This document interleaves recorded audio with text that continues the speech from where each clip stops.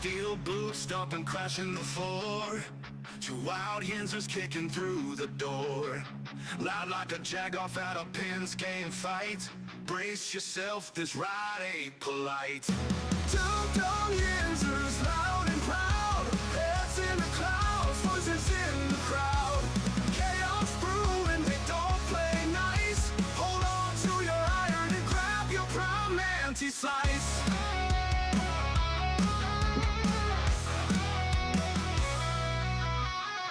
Tales from the burg with a hint of mayhem. Pierogi powered, nothing can constrain them. Knocking back stories like an icy cold brew. You never know what these two might spew. Two dumb Yinzers, loud and proud. Heads in the clouds, voices in the crowd. Chaos brewing, they don't play nice. Hold on to your iron and grab your prime anti-slice.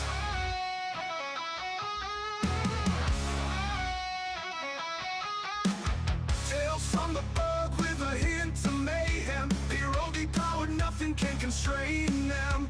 Knocking back stories like an icy cold brew. You never know what these two might spew. Two dumb Yinzers, loud and proud. Heads in the clouds, voices in the crowd. Chaos brewing, they don't play nice. Hold on to your iron and grab your prime anti-slice. Rivers collide where the laughs always flow. Black and gold thunder everywhere they go. The madcap kings breaking every mold. With two dumb Yinzers, the stories don't get old. Two dumb Yinzers, loud and proud. Heads in the clouds, voices in the crowd.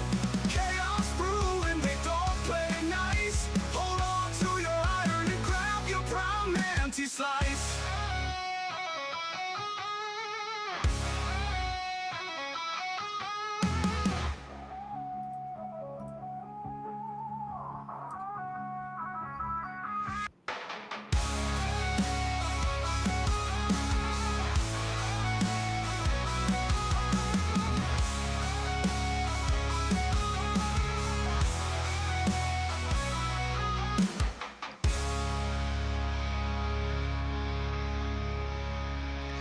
Good morning, everybody. Welcome back to the show. This is episode 786 of the Two Dumb Yinzers. I want to tell everybody this morning, welcome back. Welcome back. Welcome back. Great to see you this morning, everybody. Good morning, Michael. We got things going on. I was expecting today to be a day where we could come in and talk about some hump day jokes and maybe a few things that are really irrelevant and call it a day. But today may be one of the most significant shows of the week because it could affect the future of this team. We'll get into that in a lot more in just a moment. Michael, how are you today, sir? I'm good, brother. I'm good. The injury bug was the big thing we spoke about leading up to this preseason. Like, if we could avoid the injury bug, I think we're going to be a pretty good football team. Just 3 days short of preseason. That's right. We have a game in 3 days down in Jacksonville, and we continue to fight and come across this injury bug, Mike. And yesterday was no different.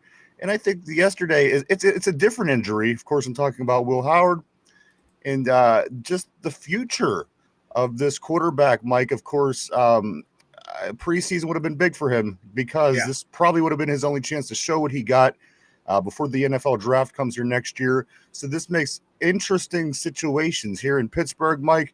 Will Howard, a rookie quarterback, fractures a bone in his right throwing hand near his pinky. I believe it was during a handoff exchange. Wasn't excited. He looked upset coming off the field. He was on a cart apparently, and they looked at everything, and it is apparently a fractured bone in his hand. 3 weeks he'll be out. Doesn't look like surgery is going to be needed. But again, Mike, these might have been the three most important weeks of this young man's life. And he is not allowed to play football.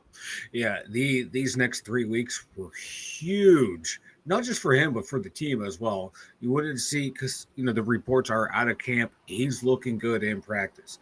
Now let's get him into live action. Yeah, he's going to probably be going against some guys who, are fighting for their NFL lives that might not be in the league, but you never know. He might be out there going up against these number twos. You want to see what he looks like. How does he look in game action going from college to the pros? Now you're playing the best of the best, and you want to see what this cat can do, because once the regular season starts, you're that third string quarterback. Your reps, it's all mental reps at that point. You might get a few looks here and there in practice because all your snaps are going to go to Aaron Rodgers and a few to back up Mason Rudolph. So these were key for Will Howard. So hopefully, like he can sit there and, just in camp, do those mental reps that he can keep doing, watch all the plays, analyze all the film, and keep picking Aaron Rodgers' brain. But my God, these 3 weeks, man, that was huge for him to show what he can do. Be like, hey, there's a reason you took a flyer on me on the 6th round. There's a reason I was 6th round pick. I'm building up to be your guy into the future. Now, going into next year, you don't know what he can do in live action unless something horrific happens to Aaron Rodgers and Mason Rudolph. This was his chance to play against NFL competition. Now he doesn't have it. So next year, he might be behind a 1st round draft pick. Whereas this year, if he showed out well here and kept doing the right things, showing what we wanted to see in those limited snaps during the regular season, he might have been safe. They might be, we can hand the keys of the franchise to you because we built this amazing roster. Now that's an unknown for him. It's a tough hill to climb for him. But it's still a long ways away. Anything can happen between now and next year's draft. But these 3 weeks could have changed his future and the team's future of how he was going to be deployed. I couldn't agree more with everything that you just said, Mike. Great presentation. I do want to say that it didn't end there, guys, and we'll get way more into Will Howard here in just a minute. But also leaving practice yesterday, coming off the field with sore knees. Sore knees was Jonnu Smith. And also Mike Dean Lowry, who is one of our depth players on the defensive line. He suffered an ACL, and he will be out for the season. He put up on Instagram on yesterday night that he's out for the season with an ACL. Again, that's Dean Lowry. That's just depth on the defensive line. Jonnu Smith again came out with sore knees. It didn't seem to be as significant as any of these other injuries. But again, the big story, Mike, of the day. Excuse me, guys, is the Will Howard fracturing a small bone in his throwing hand near his pinky. He will not require surgery, and he will be out 3 weeks, guys. And this is probably the 3 most important weeks for that young man in his life to this point, anyway. It's big for the Steelers too, Mike. Again, this is because you're trying to get your quarterback of the future, and as you stated in your opening statement, we were going to get a really good look at Will Howard. Mad Will Howard. I mean, come on, the time he would have gotten this season would have been unbelievable because, again, they are trying to learn a lot about the kid. He gets hurt. Mike, this was his opportunity. This was, Al Bundy, when he went to camp for the Steelers. And look at that one, like Eminem's song, you know what I mean? And here it is. Will Howard goes down again with a fracture in his throwing hand, Mike. And again, he's out for the next 3 weeks, which are the 3 weeks that he has every opportunity to do something for himself. And now this again makes things interesting because we don't get this look at him prior to the 2026 draft. This would have been his only opportunity, providing the craziest shit doesn't happen during this football season. And now Skylar Thompson taking his reps at practice, and that's not going to change anytime soon, at least until the season starts, Mike. And at that point, it's, why even say 3 weeks, because he's not going to be playing regular season anyway. Yeah. I mean, again, a lot of things have to go terribly wrong if we're in that situation. And none of us want that. No. And Mike, to assess what it is that we have to do next, this is as close to the thing that you don't want to see the most. Obviously, there's other things on this team you want to see as far as injuries go. But, as far as putting this younger team together and, again, assessing what it is you have and what you're going to do moving forward, this really took a hit on both. I think more on the player because, again, his career is at stake. Steelers, it makes things a little windier, but the team itself is going to land on its feet because, you're going to get a quarterback. Whatever you're going to do, we'll figure it out. Yeah. Again, tough for the young man. You got to feel for him. Only missing 3 weeks, but coincidentally, Mike, those are the most important weeks that would have been the most important in his life to this point. And I got to feel for the guy. Get better, young man. That's all I can say. That's it's very unfortunate. Yeah, very unfortunate. And the Steelers, if he would have showed out in these games, you could have talked yourself into, okay, he can run this Arthur Smith offense that we want to see. We don't have to use a quarterback with our first round pick. We can go, get a left tackle if we need to, get a safety if we need to, get another corner if we need to, a defensive lineman if we need to, build around the team because, hey, we got this quarterback here. If we want to get a quarterback, we'll get one later in the draft to have there just in case. Now you might start thinking in your plan, okay, we're going to go back to our original plan of we're going to go out and get one of these young quarterbacks in the draft because of this injury and because we didn't get to see what he had and let them compete in camp because, competition is good. And worst case scenario, you have one of those two would be your guy. Best case scenario, you have two viable quarterbacks that you can flip Will Howard to another team who needs a quarterback and get draft capital or get a player back. So the Steelers themselves have a lot they can do to fix that to address the quarterback position next year. But it would have been nice where you wanted to be at this It would have point. been nice to see what this kid had because he does have those NFL traits that you like to see. And hey, can he do it consistently? At least in the preseason. Preseason doesn't tell the complete story, but it can give you hope. To like, okay, we can work with him. What we want to do. Now you kind of got to reevaluate. You don't want to reevaluate and kick him to the side. Injuries happen to everyone. It just sucks. Right. I mean, at this point, you wanted to see what do you do moving forward with this kid? You know what I mean? You don't give up on him, Mike. You don't give up on him, but you're really counted on these next 3 weeks. I mean, it's like, the universe opened up and said, "This is how we're gonna f you, sir, son. And This is what we're gonna do to you." And let's see how you handle it, Mike. And again, so many people were excited to see what Will Howard, along with all these other rookies and free agents and trades, look like in the game this coming weekend against Jacksonville. But apparently it's going to be a Skylar Thompson kind of preseason. Mike, Aaron's going to get a small amount of reps, whatever they do with starters. You know the deal. It's going to be a lot of Mason Rudolph at this point, I would have to think, and a ton of Skylar Thompson, maybe to finish out games, whole second half, things like this. Again, this was time that was allotted to that particular quarterback, our rookie, the young man, Will Howard, going out with a fracture in his pinky, right around his pinky. Mike, my first question was, it was on a handoff. And what is he, a toddler? Who breaks their fingers? Their hand on a handoff? I heard quarterback center exchange. Okay, well, it was an exchange. That's what I heard as well. I assumed that it was a handoff, but it could have been the exchange, Mike. And again, what quarterback breaks their bone while getting the quarterback center exchange? That's a fetus. I don't understand the right. That is some shit luck right there. That's just you're like, God, because everything from camp sounds really good about Will Howard. This is what you wanted to hear. He's checking all the boxes, playing, developing as he goes throughout camp. You're like, cool, because he is a developmental quarterback at this point. So it's awesome. This is going good. Now this was the next step. How does he do from game to game to game? Improve from game to game, and then this happens. You feel bad for the guy. You have to. Absolutely. Mike, let's not take any more time off the clock. We have a board full today, and I do want to say good morning to everybody on the board. Tortilla, RB, Jen, Corey, everybody on the board. If I'm missing anybody, I apologize. RB, I got him. So anybody here, I do want to say good morning. I apologize about the delay. Here we go. Tortilla, Will can borrow my pinky. Wasn't he just offering Alex your groin yesterday, Tortilla? Was that you? Somebody was offering Alex Highsmith their groin, and Tortilla's not going to have much of anything left if he keeps playing this game with the Steelers team this year. This is why we have the best viewers, man. We are willing to do what it takes to help the team win. Loyalty, baby. Tortilla also says, "What's up, Yinzers? Can't wait for Saturday, brother. I cannot explore. I can't express how excited I am. I would be more excited if things hadn't been happening the way they are apparently leading up to. But again, guys, it could be worse. Let's cross our fingers. Let's get through this weekend."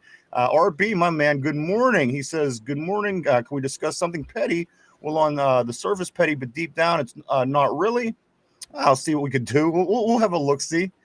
RB says, "This is $1 million, multi-billion-dollar franchise, and our practice fields at Latrobe look like Pittsburgh roads, so many dips and hills and slopes. They can't hire a fucking bulldozer and level those fuckers out." He follows that up by saying somebody eventually is going to roll or break an ankle or tear a knee, but from playing on such an even surface, and it would cost about $5 to $8 to fix.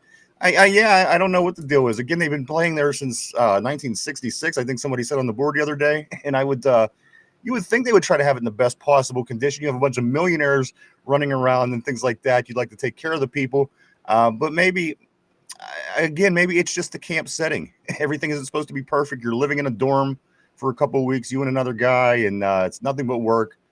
And maybe it's 60s. Just, and that, Mike, maybe just you want the mentality of the guys to again rough it a little bit, because that's the idea of football camp. It always been that idea that way in my life, at least. But besides for that, RB, I really don't have a good answer for you, Mike. What do you think? Yeah. No one from the time I've been following the Steelers has hurt themselves going down that hill. But somebody did hurt themselves with a center quarterback exchange just recently. Yeah. So I don't know. That's the field's fault. I don't know if we could bulldoze Frazier's ass or whoever was the center, but I'm blaming McCollum. That's a good question, though. One person rolls his ankle on something somewhat reasonable. Maybe it'll be a story. Maybe it'll be a topic. But that's a good question. Good question, man. Let's see. Jen says, good morning, everybody. Good morning, Jen. Always great seeing Jen on the board. Corey says, hey, guys, I made a joke on Caboli and Max Live today that we should trade for Sanders and have him battle with Mason for quarterback one going into the offseason, so we know what we have before the draft. How did that go? I'd be interested to know how that went. You should have finished it out with a signature to Two Dumb Yinzers through our name or something at the end. That would have been really interesting and a lot of fun, guys. Keep that in mind next time you give him a call, Corey. RB says this. He says, Dan was the ambassador to Ireland.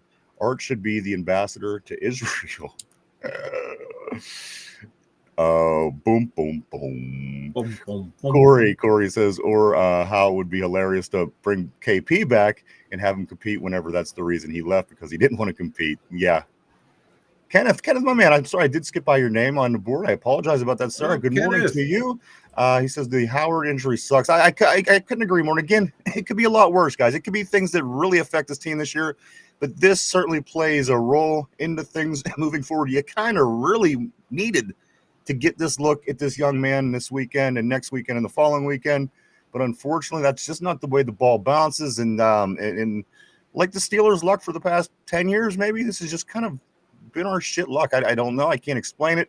Myron, you got to talk to them football gods up. I don't know what's going on up there. Jen, poor kid. Corey says at RB, we could release Connor to pay for new turf. Take Connor Hayward's paycheck, Mike, to get some renovations done. Jen says, I have sore knees every day. Ain't that the truth? Yeah, I hear you, man. It's always something different, though. It like moves around my body. RB says, Corey, Connor for a level set of fields and a new sod is a huge win. Yeah. Anybody see this D3 school that has this black turf, which I think it looks amazing. Yeah. But I think you'd be a little hot playing on black, especially, at the end of summer when you're starting football and the guys are really practicing and throwing up everywhere. And I think the black turf would be the most rough at that point. Jen says it only gets worse as you get older. RB says the preseason just became unwatchable because we have to watch Skylar Thompson for 85% of the preseason, and that's going to be it too. It's going to be a lot of Skylar Thompson, and I know what, I'm going to be honest. I didn't even want to see Skylar Thompson. No, I figured we'd get our good. Again, Will Howard was going to get mad playing time these next 3 weeks. Mm-hmm. I mean, that's what it was about for a lot of. Yeah. But at the end of the day, Mason would have got his time in. They're going to do minimal time with Aaron. You know how these things go.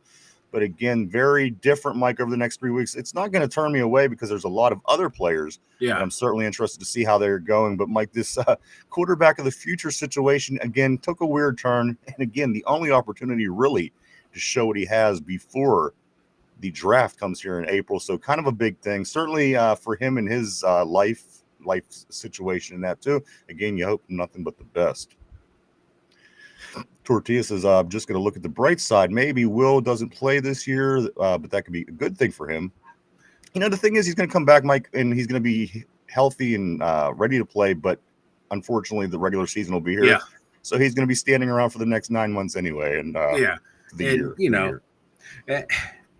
Like a typical third string quarterback anyway. He's going to be standing there with the thumb up his ass during games. Hopefully, he gets some scout team reps. Running the scout team offense, but we'll see. We'll see. Let's see. I'm sorry, Tortilla says RB. Still, we can see how good Roman Wilson is. From what I heard yesterday, he had a really good practice yesterday. Yeah, let me get into that in 1 second here. I'm just trying to see. Did I just no, okay, we didn't miss the last message. Okay. Yeah, guys, from what we're hearing, as Mike said, Roman Wilson looked sharp yesterday. There was some time taken off by other players, and Joey Porter wasn't around, and Warren and things like this. That could ultimately make a difference, but that was the scoop as of yesterday. Before yesterday, we heard there was a struggle as far as Roman Wilson, but Mike, as of yesterday, the word is he was looking sharp. He really came in with a different attitude, and he looked like a different player yesterday. Maybe he caught wind of the media talking about his less than stellar play, but he did come out yesterday like he was shot out of a cannon, I hear. Yeah. Taking a look at that initial depth chart, fuck.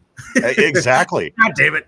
I thought I was doing good. Nope. No, I was not. So, exactly. Jen says, "Did you guys hear Kabuli got his car stuck?" And can you believe this, guys? Can you believe Kabuli got his car stuck in mud? I was going to talk about it early in the week.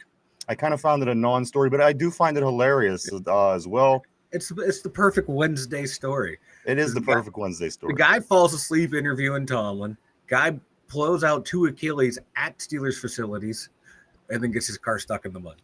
Yeah, I mean, come on. This guy, he's a laugh a minute. I don't know what the hell his deal is, Mike. But again, yes, Mark Kaboli should not be parking on wet grass. Is all I'm saying. No. I'm not saying anything beyond that. Do what you want. I'm right there with you. I'm right there with him, brother. I know. The same reason we don't allow you to park on wet grass, yes. But there you go, guys. Mark Kaboli did get stuck. I believe it was the end of last week or through the weekend. It took 15 Pittsburgh media people. They weren't rocking. They were just pushing. It took a ridiculous amount of time, but eventually they did get the car out of the mud. Mark Kaboli stuck in the mud. Where are we at? We're right here. Jen says Roman won't get a shot if he doesn't get detailed in his assignment. Rodgers won't throw to him if he doesn't do exactly what Rodgers wants. Corey says that Jen, if it was only stuck until he got out of it. What they didn't tell you is he got stuck going uphill. Pittsburgh hills are a bitch. No two ways about that. I got to be honest. I don't know how the floor hasn't fallen out of that vehicle yet. But again, that's all. Yeah, you do whatever you want with this story, guys. Tortilla says if Will went out and balled out this preseason, there would be a lot of fans calling for him to start. At least this way, we won't have that kind of distraction. That's true. I just, at the end of the day, I just think Aaron Rodgers is the deal. I mean, he's the game plan here. Yeah. You don't bring this guy in to not have him play, even if he is having a terrible time. Like, I think it's going to be a while before they could pull the plug on Aaron Rodgers. Yeah. You don't bring Aaron Rodgers to your team to come and when he doesn't do well, you yank him. I can't see it happening. But that's a really good point and a really good thought, Tortilla. Also, RB says Tortilla, you can't see how good any skill player is. And the Shitlap Thompson playing dude don't even belong in the UFL. RB is not happy about Skylar Thompson. I could detect this. Tortilla says Thompson isn't horrible.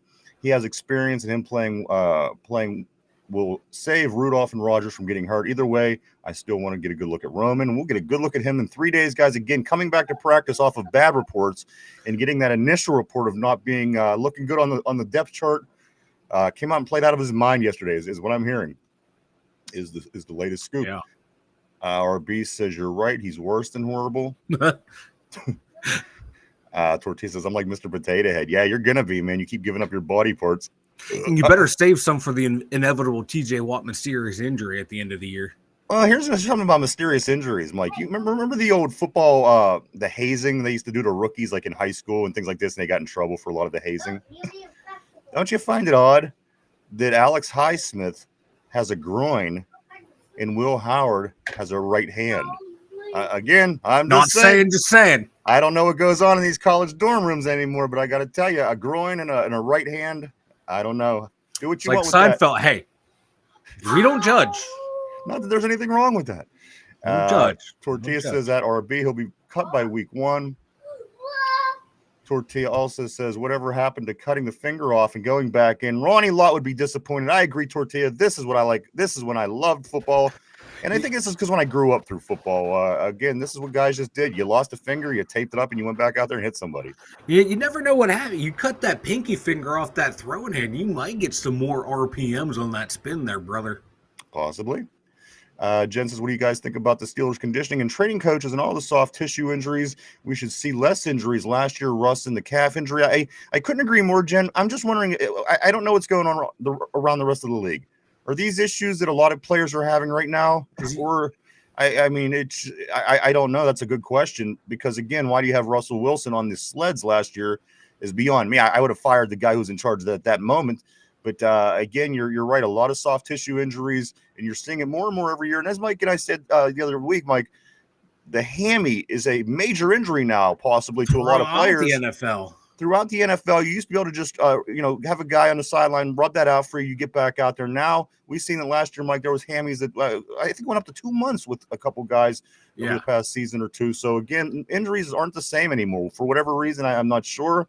But we certainly are seeing a lot more of these injuries, Jen. And I was the other day, I was going through NFL injury reports throughout the NFL. You're seeing knee soreness, muscle soreness, hamstring, quad soreness, calf soreness, all throughout the NFL right now. On the show, Mike got injured going backwards in his car. I mean, come on, these injuries are just unbelievable at this point. Tortilla says Will Howard will get his shot next year. I want to see him play now. But it's good. He'll be a full season. He'll have a full season to learn. Plus, if he balled out, now people would be asking if we should even draft a quarterback. But I think that's what makes it interesting too, as well, Tortilla, because this would have been our the only look really at the guy in any game situations. Albeit it was only preseason, and his competition may not have been the best. He's probably going to get second and third string guys. But again, you'd like to see him game speed against guys that are in the NFL. He will not get that opportunity before the draft, so we have to figure out what we want to do with our quarterback situation, which is a big part of this organization right now. We have to figure out how to move forward and get our guy. And Will Howard's injury certainly doesn't make that any easier. Yeah, it sucks, but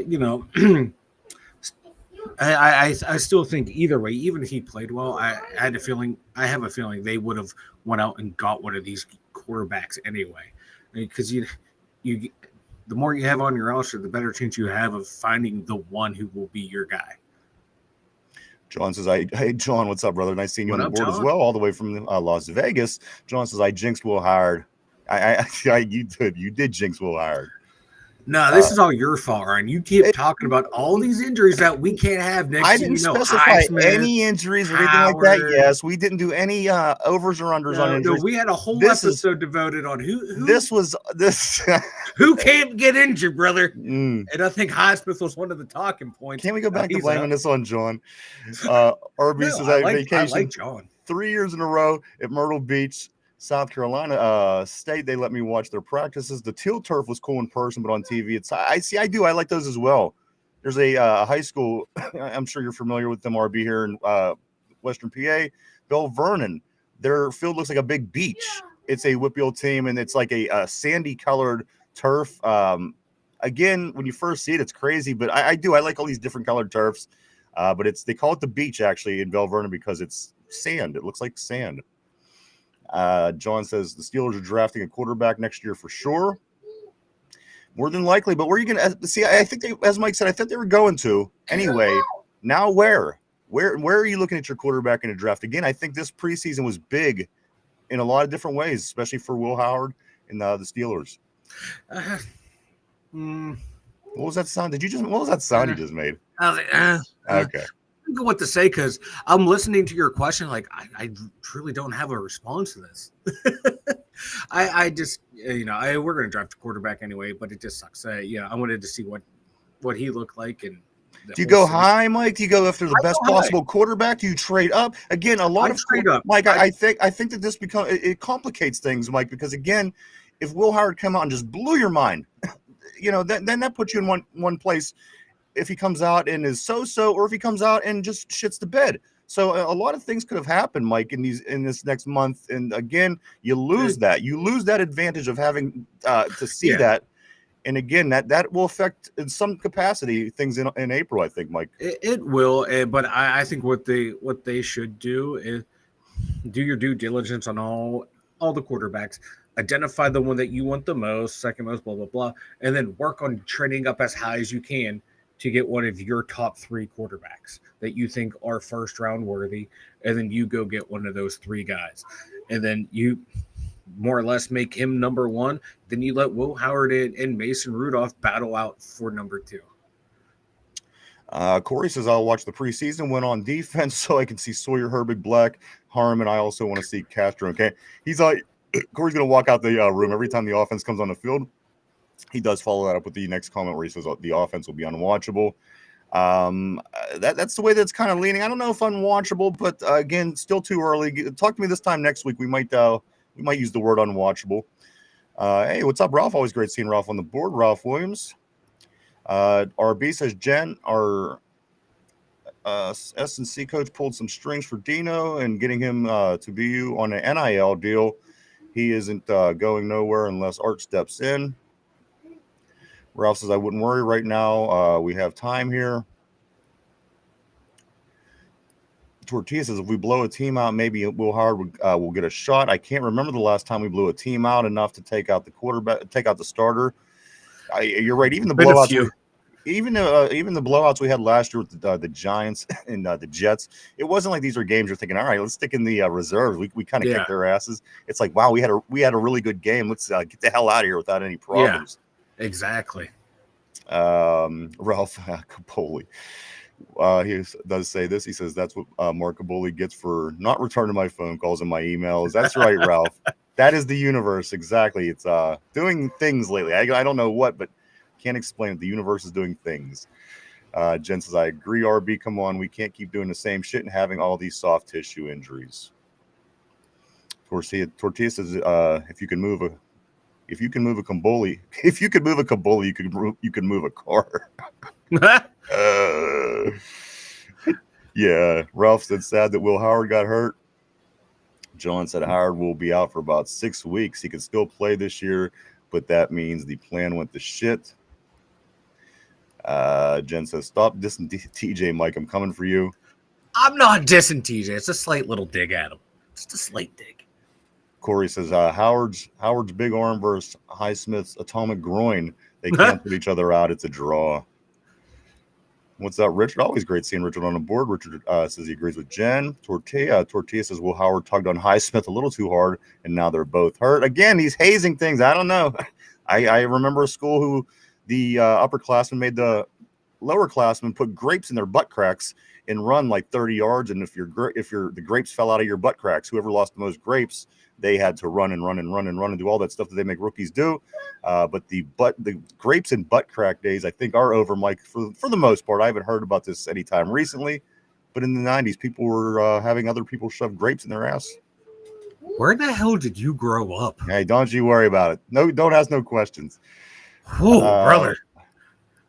And RB says, not going to lie, I'm greatly disappointed now. I hear it's broken, Pinky, and he's going to miss 3 weeks. It's almost as if as Twinkle Toes Pickett needed surgery for an ankle sprain. Gen Z is a group of twats. You know, I went to this direction first. That's my direction always too. My mindset turns into Jack Lambert, and I'm ready to tell everybody they need dresses. But you know what? Any way you slice it, it stinks. And again, this really affects RB. This really affects the way we handle the draft. I think again, this 3 weeks was the biggest 3 weeks of that young man's life. Very unfortunate for him. But you know what? He's still in the game. Howard can't grip a football. But you know what? He's still in the game. I guess at the end of the day, you still got your health. Ultimately, you missed this opportunity, but you know what? There's future out there for him. So let's hope again. Let's hope he makes a good recovery. Richard says it does seem something lacking in our strength and conditioning coaches. We're the only team in the NFL experiencing soft tissue injuries. Well, maybe the league is handling things different, is maybe what he's saying. I think ultimately, Mike, I don't think anybody's pointing the Steelers in particular, because as you mentioned, there are a lot of injuries anymore. Injuries that maybe weren't injuries back in the day are now injuries. But again, maybe it could be worth a look around the league and see what's going on. There's got to be some kind of explanation, whether it's just this or just that, or maybe it's this. There's an explanation. We just don't know what it is. Tortilla says, I agree. I think we still draft a quarterback. I'm just looking on the bright side. If Will balled out, we'd start to hear the chants and Rodgers would get upset, in my opinion. That's a possibility. Vegas, what's up, brother? Great seeing Vegas. TJ on the board as always. Vegas says, how do you break your bone in your hand on it? It was actually an exchange from what I thought it was a handoff too, but Mike just informed me that it was on a center quarterback exchange, which is even weirder because you're not hitting pads, you're actually just hitting ass. If your hand would have hit off of a hard piece of plastic from a shoulder pad or something, okay. The way it was spread, the way the ball hit it, freak angle, you never know. And here it was under another man's ass is where he breaks his hand. So do what you want with that, guys. Hey. John says Mahomes was number 10 in the draft. So was Bush.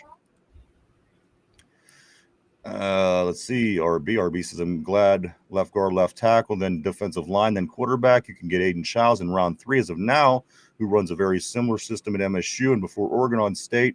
Good arm, good mobility, actually plays under center. Let's see. Tortilla says Highsmith has the balls. The balls of steel that broke Howard's pinky. Ralph says thank you. Tortilla says I played better with grapes up my ass. Hey, you know what? Hey, whatever works, brother. You'd be surprised how people move when they have grapes up their ass, especially when you're trying not to lose the grapes. I'm just saying. I don't know. I wasn't there. I might not have been there. Maybe I was there. I could have seen this. I don't know. But anyway, it's very disturbing to think about. But yeah, Tortilla says he played better with the grapes up his ass. Vegas and Ryan didn't grow up. He's still a Toys R Us kid with the beard. That's right. What I would do to have a Toys R Us background here. I don't think they're anywhere, but we definitely don't have them here. Just to walk through, look at the video games, like the nostalgia, you know. Toys R Us was a big part of our childhood. No two ways about that. Corey says, yeah, like turf toe. What the fuck is turf toe? You have 9 other toes. Bandage that pussy ass toe right? Up go. Jack Lambert was a bitch having to retire for turf toe.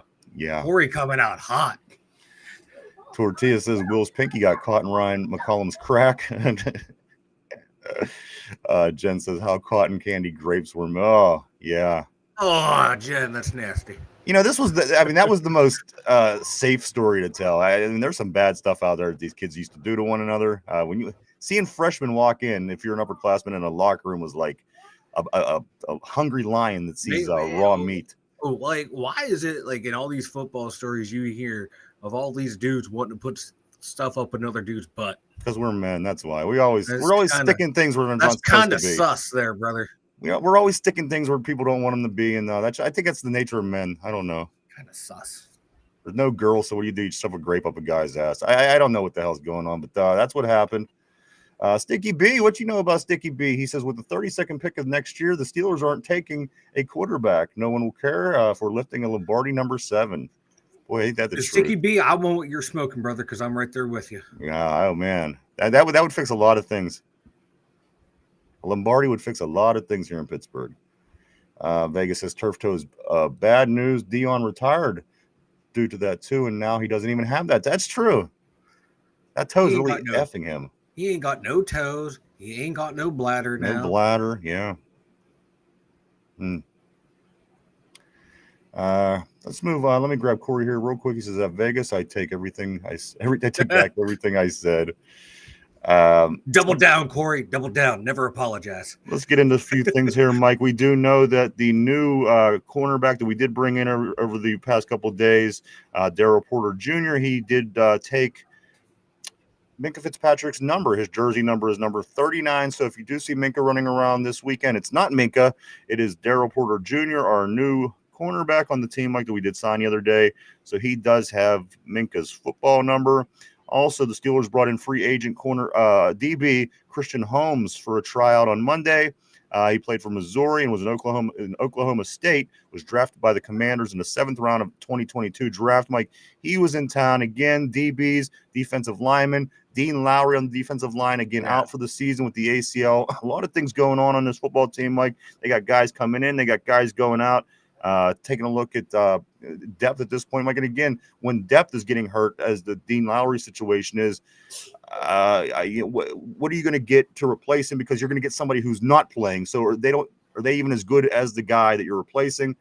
So now your depth isn't as strong as it initially would have been. Again, Dean Lowry, who we brought in for depth, I think 2 seasons ago. Yeah, Blown He only played ACL. he only played in a handful of games. But these are the games. These next 3 games are the ones he does play in, and he will not be available for that as well. So you might as well bring in Corey or Tortilla or somebody at this point, Mike, because again, Tortilla better start donating ACLs now too.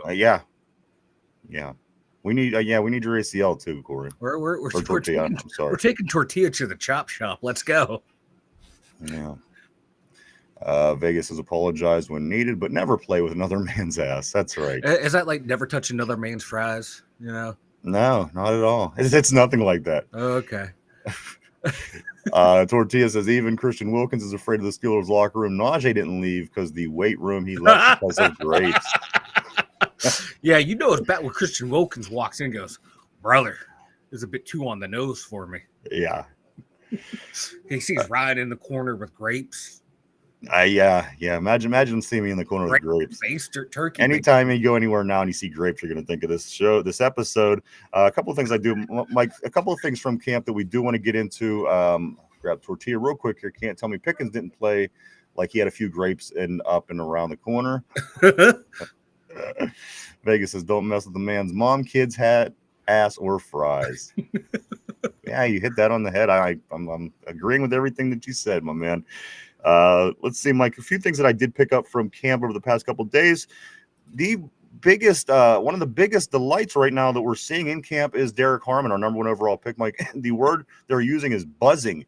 The Steelers team is buzzing internally about the play of Derek Harmon. Mike, this is what you want from your rookie. This is what you need from your defensive line. Number 1 overall pick from this year's draft, Mike, because defensive line, we needed to figure out a way to stop people on the run. We needed to figure out a way to get to the quarterback and open up things, and we needed a guy who could do a lot of things. In other words, Derek Harmon is doing those things, Mike. The team is thrilled as he does fall into that starting spot on the initial depth chart, Mike. Another guy that I just cannot wait to see on Saturday in Jacksonville. Oh, me either. He's the one I'm really looking forward to see play. I was just watching some fresh video from yesterday's practice. The way he was just moving, how quick he was, and then some of the drills against like the tackling sleds and shit like that. Just how effortlessly he was moving these things, which is some other guys that are struggling somewhat. You can tell like who's a true starter in the NFL and who's a fringe player. And Derek Harmon looks like he belongs. I can't wait to watch him play. Mike, if I tell you what, it would be such a breath of fresh air if he comes through and really makes an impact in his rookie season and does these things that needed to be done. Again, Larry O was a solid player. He wasn't a playmaker. He kind of did what he had to do on the defensive line. But, you're kind of looking for that guy who's going to do more, kind of go all out, be that guy. You look at somebody like Jalen Carter and you think to yourself, why can't I have somebody that just makes plays on my defensive line? And I think we're going to get that from this guy. Derek Harmon, Mike, is certainly up on my list of people that I can't wait to see when the games do start this Saturday. Also, Mike, let's see what else we have here. Just this morning, I just got this morning. It might have been from yesterday's camp, Mike. Cam Hayward was taking punt reps. Did you see this? Obviously, the guys. Yeah, good. We've reached that point of camp for some of the vets on their rest day. Yeah. So there you go, guys. Do what you want with that. I think it was just a bunch of fun. But Cam Hayward was taking punt reps. Also, this was said, Mike, by Alex Highsmith. Again, he does have the groin, but he did make this statement. He says that we're Blitzburgh for a reason. The Steelers have a lot of blitz packages this year. Mike, how dangerous potentially can this defense be? If they play to their ability. Again, we said yesterday, it's one thing to have the guys with all these names on the team, but to have these guys play their best in their style and their game and get the best results, how dangerous can this defense potentially be? Very dangerous. Now we have the secondary to line up man-to-man, being able to cover corners, being able to cover wide receivers to let these guys do what they do best, which is attack the football and attack the quarterback. I think like you and I were talking off air, like as long as these guys, especially that front seven, just do what they do best, beat the man in front of them, and the sky's the limits for this defense. It doesn't matter what the scheme is. Just go out there, pin your ears back, beat the man across from you, blow up plays, because you have that secondary. You don't have to worry about them. It's like in hockey, you have that good goalie. You don't have to worry back there. You can play free. Yeah. And that's what those guys up front, they can play free now, knowing that, hey, I got Slay, I got Porter, and I got Jalen Ramsey back there to where I can go and do my thing. I now have that extra half second to set up a move, to allow myself to do something on this side, to allow someone else from the opposite side to come in and crash down and make their play. They now have that confidence to go out there and do their thing. And I can't wait to see it. 3 days, Mike, just 3 days away. You wake up 3 days from now, it's going to be game day. I can't believe it, guys. We'll be, I can't really express myself. Pittsburgh Steeler football, 3 days. It doesn't even feel right coming out of my face. But there you have it. Let's jump on a couple of these messages, Mike, before we do move forward. I don't want to get too far behind, and I don't want to leave anybody out. As always, Corey says, turf toe won't slow this guy down. I'll crawl to the quarterback if I have to. Brass knuckles to the ankles. I don't give a shit, he says. John says, I asked a Harley biker guy if I could ride his bike. He said I had a better chance riding his old lady. Ooh. And I think I have some follow-up comments to that. John Vegas says, John, did you get to ride it after you rode her? And John followed that up by saying his old lady's juice wasn't worth the squeeze. Usually that's the case when you see these guys with these really nice bikes, but every once in a while, I don't know. Some of the chicks I see riding around on the back of bikes, here's all I'm saying. That's all I'm saying. Beyond that, whatever, guys. Vegas Some of them have a thicker beard than you, bro. That's what I'm trying to say. I'll say it. I'll be the asshole. The back hair and some of these people, man. Let's see. Vegas is Blitzburger is my current plates. Sweet, man. I love it. That is awesome. Mark Malone, what's up, brother? Always great seeing Mark on the board. Mark Malone says Watt Power.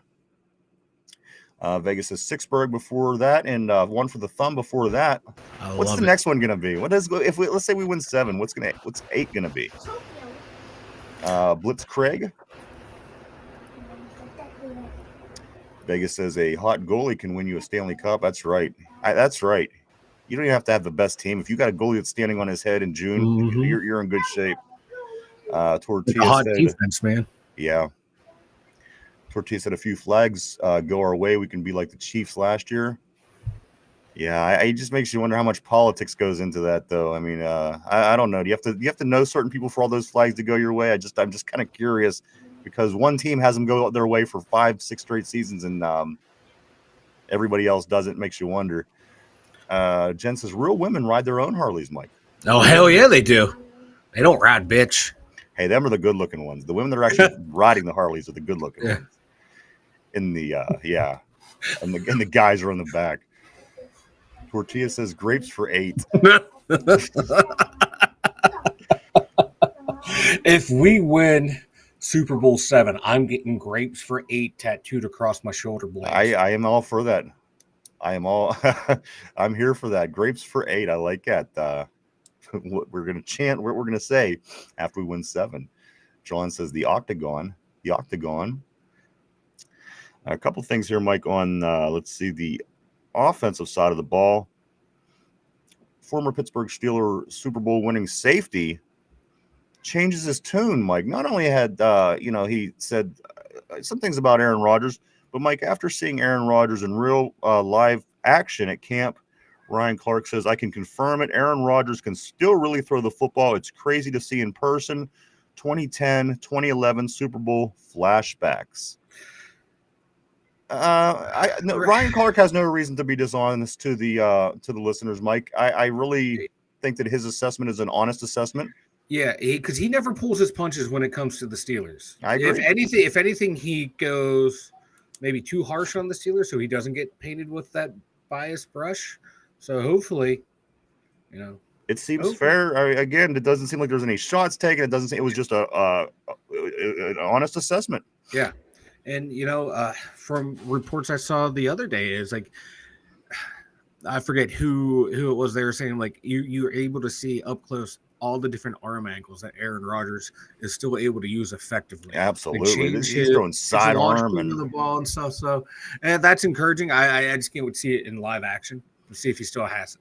Absolutely. That's going to be the big question. Seeing him in live action, seeing him in, the speed of the game, got NFL players across from you that aren't on your team that want to hit you very hard.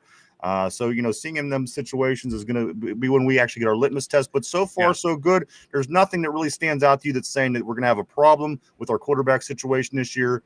Just stay healthy, guys. Again, the injury bug, Mike, big topic early on this show. Getting ready to head into camp. The injury bug is something that the Steelers have to find a way to avoid. For once, it's been years we've been battling this bug, Mike.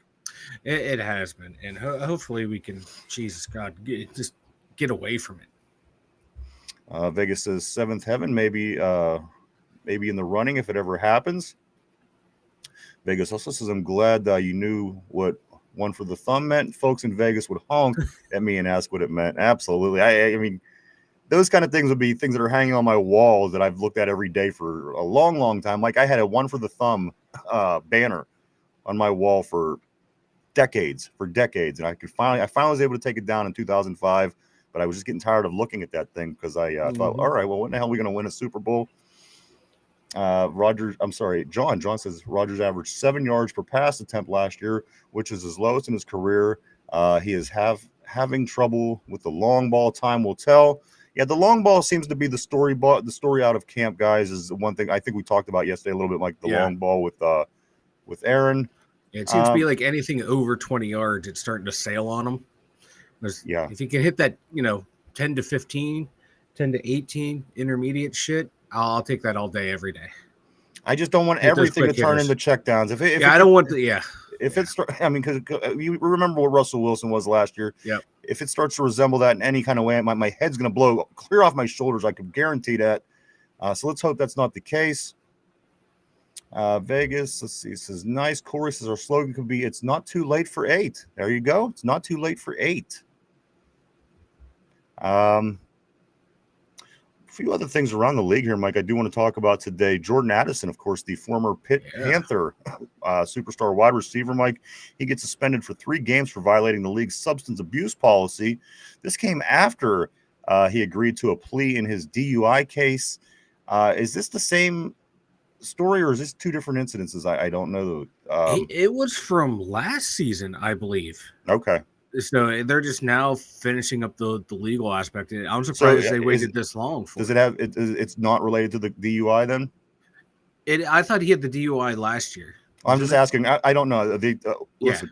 Okay, so they're 2 different incidences is what I'm asking. I don't know when they were.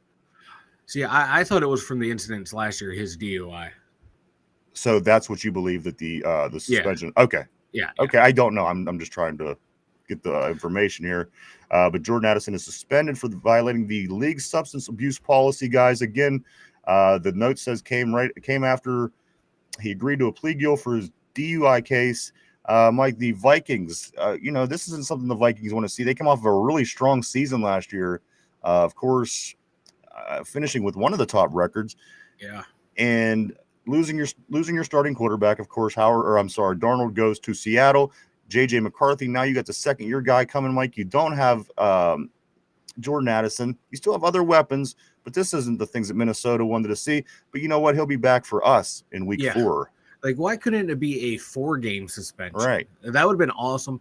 And, their tight end is questionable. Jetta's questionable with a hammy issue.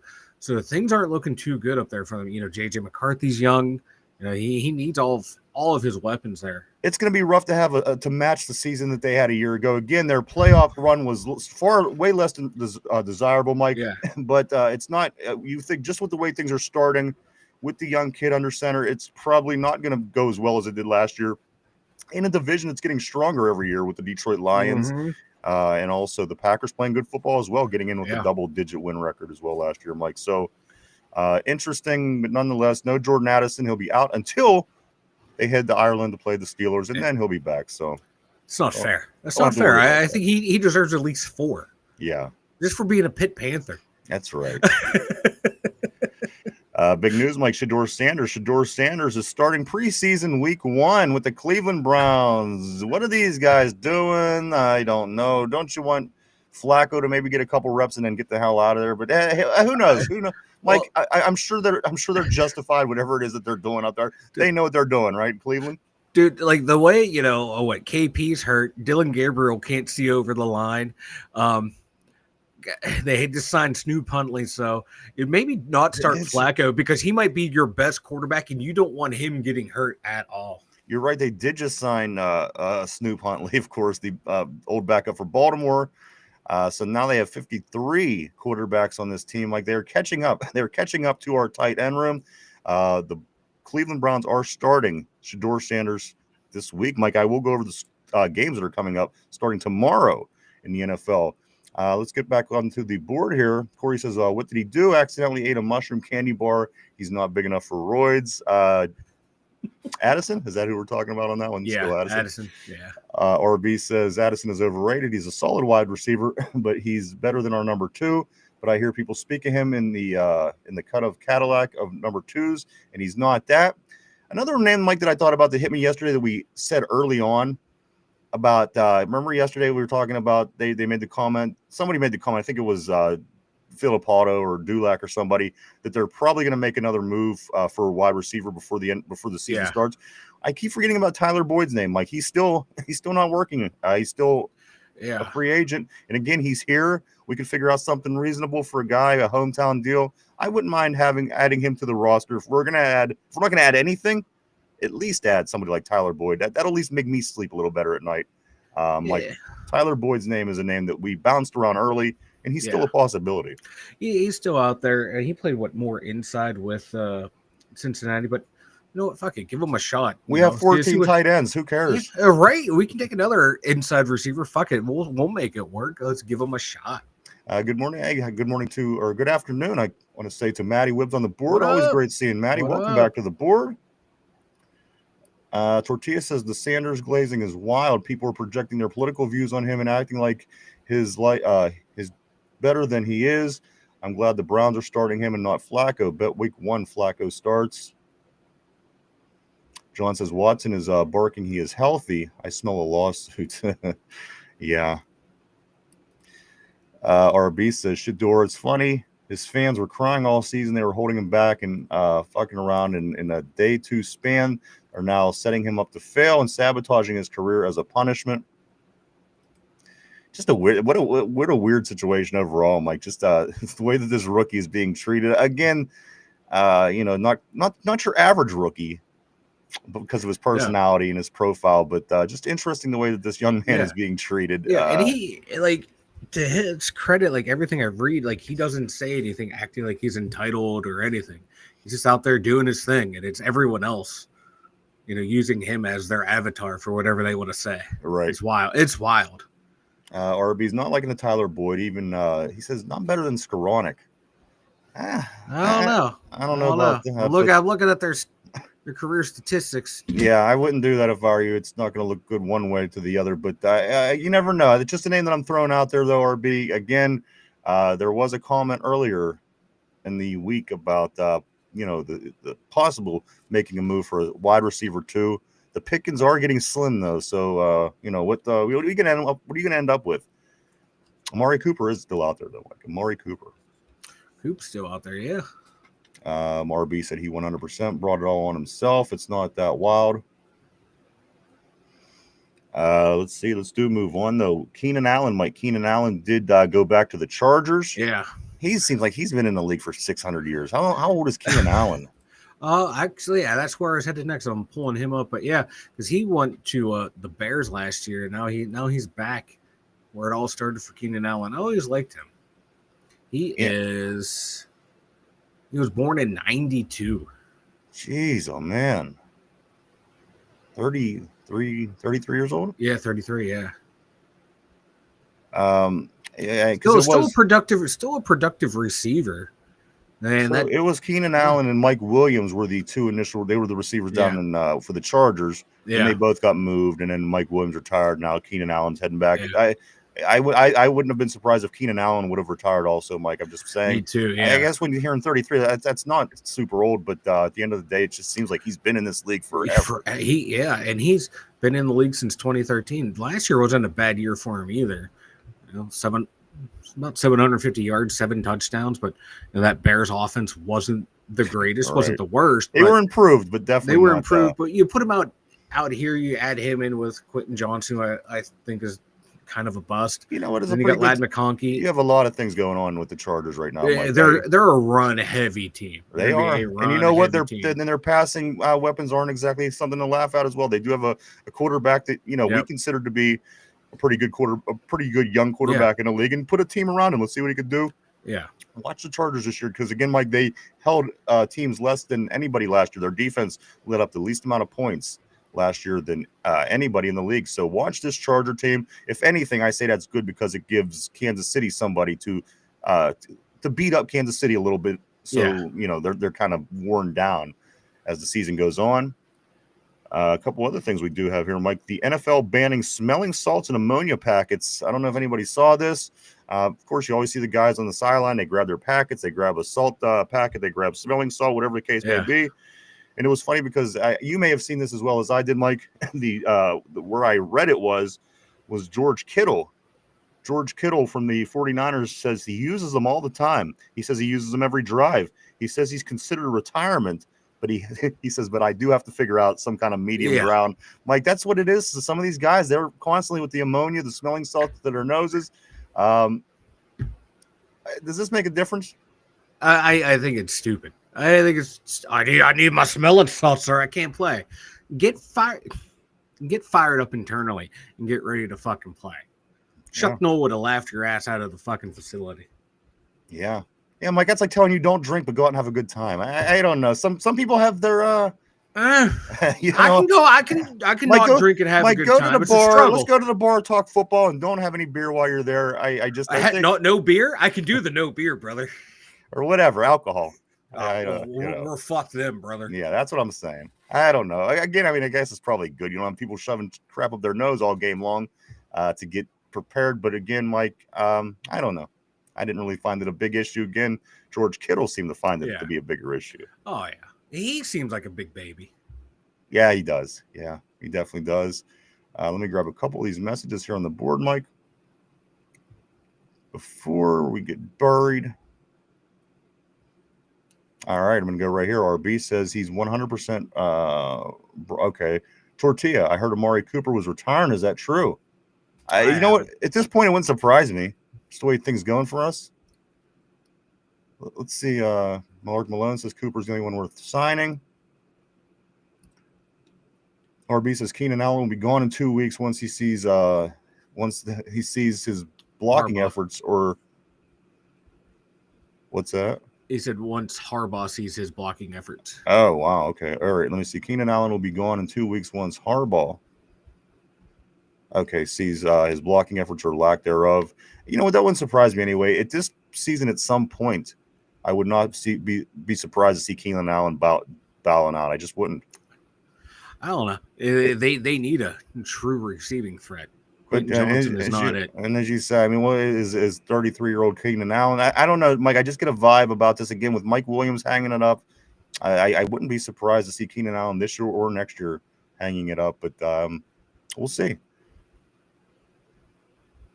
John says teams put up with a lot of BS when the player is all that. Sanders isn't. You know, but it's about this kid Sanders, though. What if he, turns it on? What if he learns? What if he turns into a good quarterback in the NFL? I mean, we're all automatically just assuming and saying that he's going to fail and he's this and he's that. And don't get me wrong, I'm included. But won't you shit one day if we wake up one season and Shedeur Sanders pulls it all together and becomes a good quarterback? Like, now that he's away from dad, we can see, his true self. I don't know. I mean, I wasn't a big fan. Like, I thought the retiring his jersey at Colorado University was insane. A lot of the hype was insane. But at the end of the day, through it all, maybe one day he could be a good quarterback in the NFL. I don't know, but I think that would be an interesting turn if that does happen, Mike. Vegas says, yeah. I would say I think he's just going to be a backup in the NFL. I haven't seen him play a snap in the NFL, so I'm not going to make that call. But, Mike, we will see him real soon as the Browns do play as the preseason kicks off this week. Let me get to them games in just a moment. I'm going to wrap up on these messages before I do that, Mike. Vegas says, Lad is dope.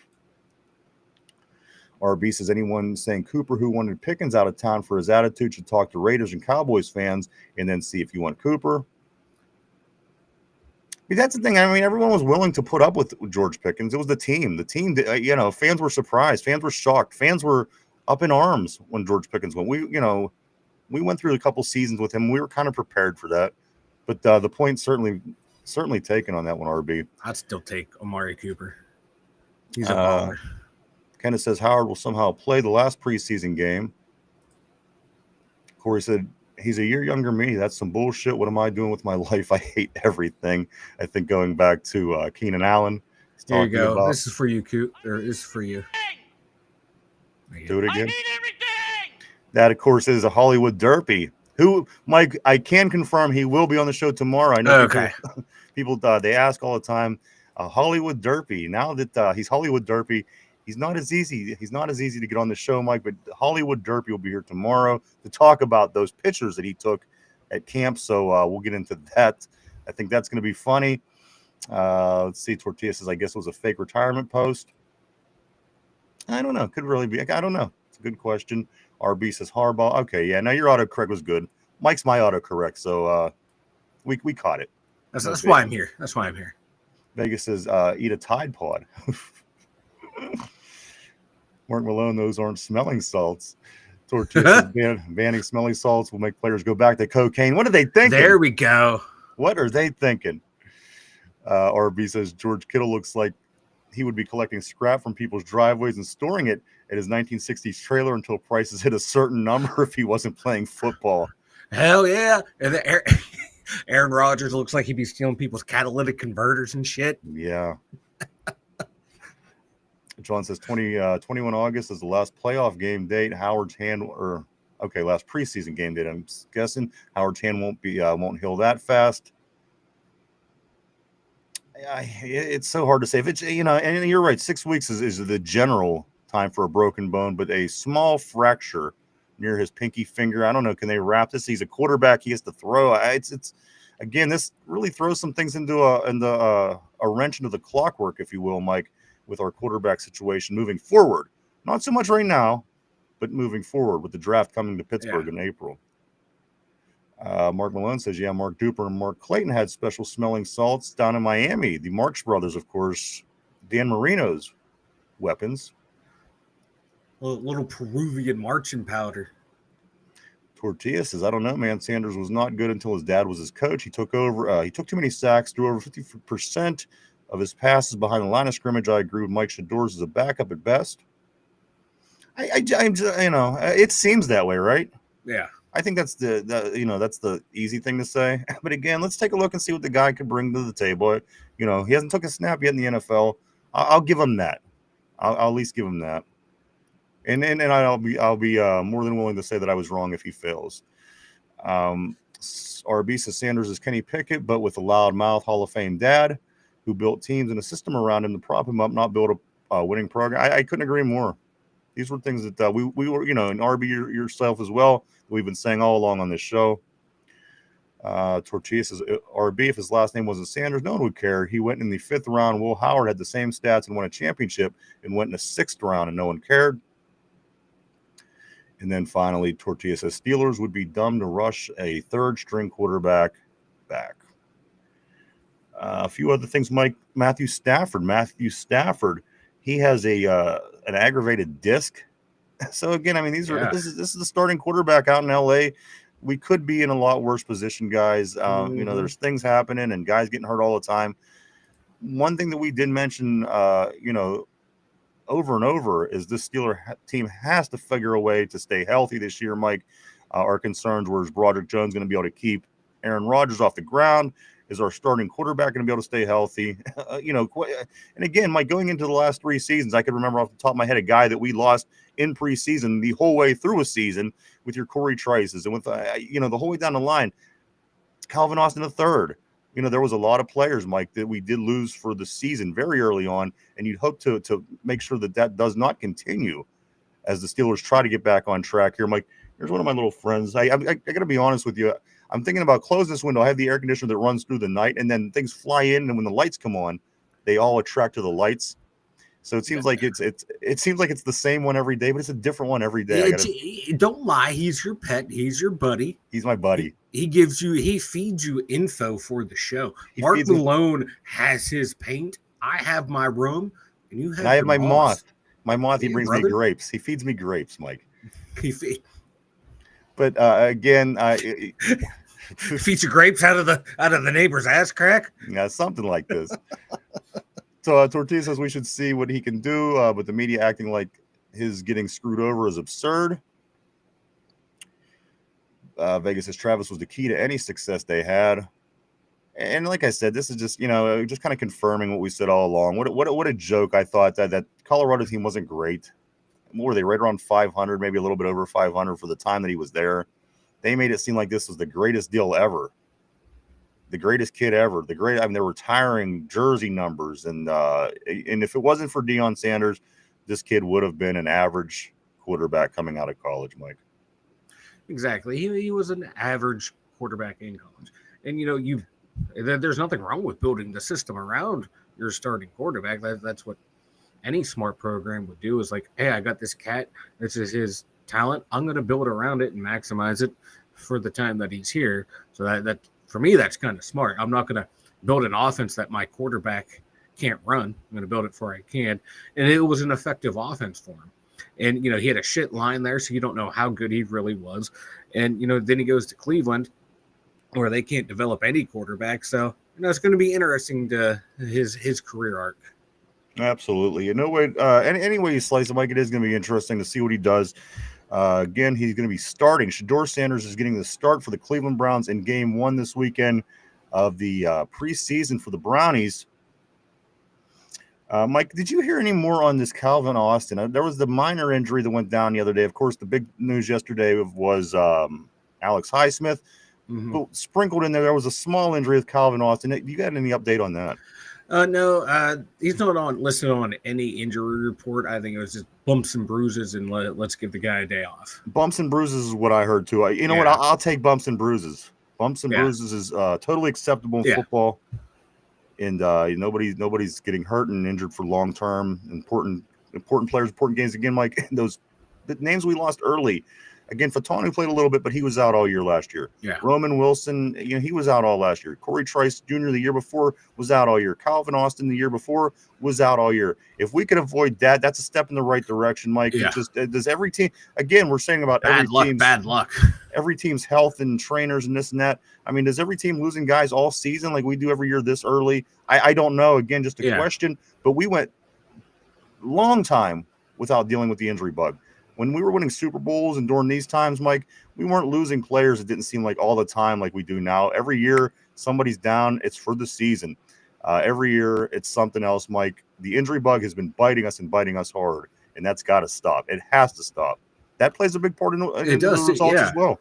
Yeah, you see the teams at the end of the year that are usually in the hunt. They've had no catastrophic injuries. You're right. Well, let me tell you something. We're talking about people that are in shape. Maybe this guy wasn't in shape. Well, these guys they're really in shape. I don't know if you've seen them.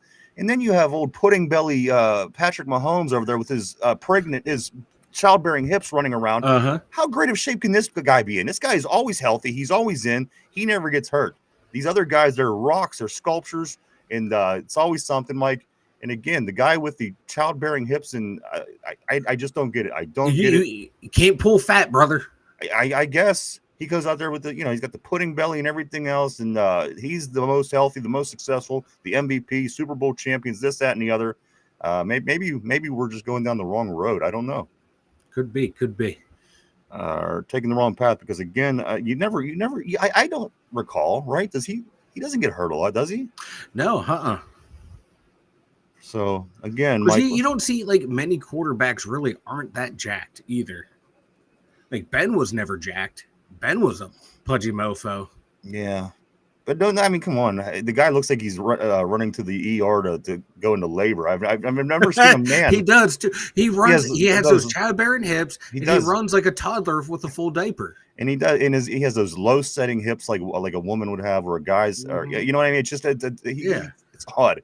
It's an odd look, but nonetheless, guys, that is Patrick Mahomes. Guys, let me pull up this real quick, and we're going to talk about the NFL schedule going into the weekend, Mike. The games do start tomorrow. If you're ready to watch some NFL football, it might not be the Pittsburgh Steelers, but guys, we do have football this week starting tomorrow, all the way Thursday, Friday, Saturday, and Sunday. A lot of football on, guys, as we are kicking it off. The Colts at the Ravens. The Colts at the Ravens are a 7 o'clock game tomorrow night. That's Thursday night. The Bengals at the Eagles. That's a 7:30 game tomorrow. The Raiders at the Seahawks, that's a 10 o'clock game. So say you miss your football, you got something going on, you come home late night, there you go. You got Raiders, Seahawks, that's the late game on Thursday, I'm sorry.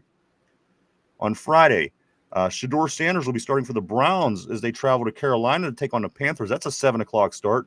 The Lions at the Falcons is a 7 o'clock start on Friday. And finally, the Commanders at the Patriots. That's a 7:30 start on Friday. Saturday games are the Giants at the Bills, 1 o'clock start. The Texans at the Vikings with a 4 o'clock start. Of course, our Pittsburgh Steelers are traveling down to Jacksonville to take on the Jaguars. That's a 7 o'clock start. Also on Saturday, Mike, we have the Cowboys at the Rams, 7 o'clock.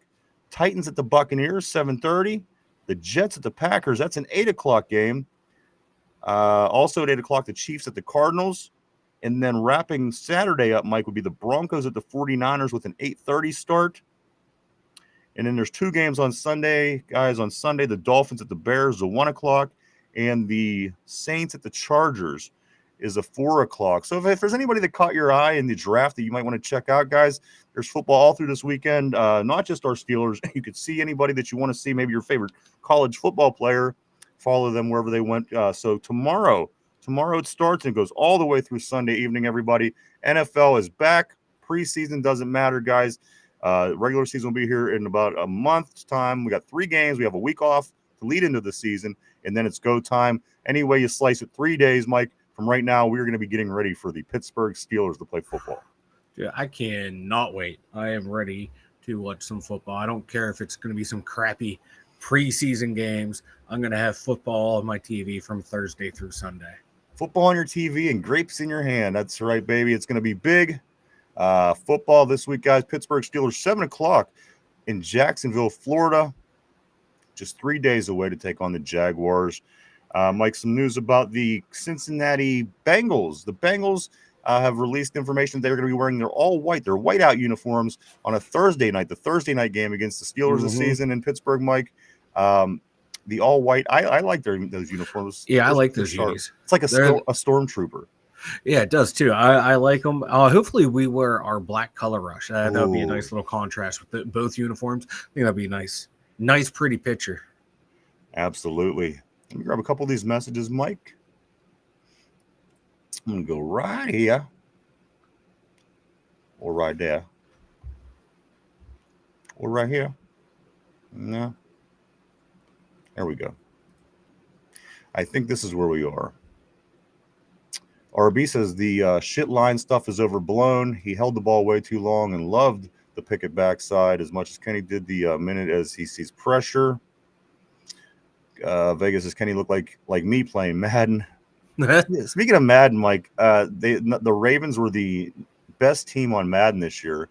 And you and I were saying off the air, they're kind of built to be a good Madden team. Yeah. If you're trying to win a championship in Madden, that's the way you build your team. What the Ravens got. Oh, hell yeah. With a quarterback with the good run speed and throwing power and a good running back. Hell yeah. But there you go, Mike. A team that we beat regularly. Always riding around the top there, man. We got to get back. We got to get back up there, man. Get this division back. It's ours. We have to win the division. We don't have to, but it would be nice. En route back to the playoffs. Maddie says, laughing about the pudding belly. Pudding belly. Tortilla says players are afraid to touch Mahomes. Yeah. Vegas says Pat has a protective layer of fat. Maybe that's why he doesn't get injured. Me too, brother. Me too. Yet Mike gets injured going reverse in his car. These things I can't explain. Tortilla says every time Mahomes gets touched, it's a flag. That's why you'd see players go to tackle him and jump out of the way. John says Mahomes does yoga with Swift. Vegas says Cam was the NFL's Superman built quarterback. Yeah, he was. Dude was fucking jacked. Corey says maybe our guys are overtraining. That's why everyone gets hurt here so much. Tortilla says it's always our young guys getting hurt too. Following that up by saying I haven't drank since Monday. I'm ready for some cold beer and a shitty preseason game. You know what? Those are rookie numbers, Tortilla. You got to pump those numbers up. I got to be honest with you, Mike. I'm looking forward to that as well. Maybe football and some beer this weekend. Always a good way to start off football season. John says I dig the Pacific time. I can catch all the games before my bedtime. That works, Lucky man. son of a bitch. Let's see. Corey says, just remember, Mike, don't eat the brown grapes. They're rotten either way. Don't eat the brown grapes. Don't eat the yellow snow. Always got to watch. It's always something. Always something around here. John says, I thought the same thing. And the Lions shit the bed in the first quarter of the Hall of Fame game, and I quickly lost interest. You know what? That happens too. I go on and on and on about how I'm excited. I watch every single football game. I mean, 3 minutes into a Titans game, and I'm ready to blow my brains out everywhere. I think I'm more in love with the idea of watching football. Yeah. But my Steelers, I can't peel myself away from the screen when the Steelers are playing. Jet says, let's go. And then Vegas says, I need to win the division before they expand the league and rename the divisions again. I think I see one more. Wade Johnson. I was, you know what? I was just going to say, Mike, I was going there next. That's the last thing I have in my notes is the NFL ESPN news. Derpy did. Yesterday he was right on the story. As soon as it came out, Derpy was writing in our group chat. I do want to say, Wade Johnson, I do want to say welcome to the board. Great seeing you on the board, sir. Thank you for the message. But yes, Mike, ESPN is acquiring the NFL network from the NFL. What kind of bearing does this have? Is it going to the thing is, I know there's people that don't have the NFL network. So yeah, I'm just wondering if it's going to benefit those people, or is it going to continue to be, what's going to happen with the NFL network? It's weird. Cause I know the NFL network's still going to broadcast NFL Red Zone on the NFL network. And then ESPN's going to broadcast the NFL Red Zone on their ESPN channels. What I find weird is now that I think ESPN or the NFL owns equity in one or the other. So it's kind of weird how if one is owning part of the league is owning part of ESPN, so they're owning part of the journalism, and ESPN has their own betting app, promotes gambling, and Goodell a few years ago says we don't want to promote gambling in the NFL itself. Now you're buying into an organization that has gambling.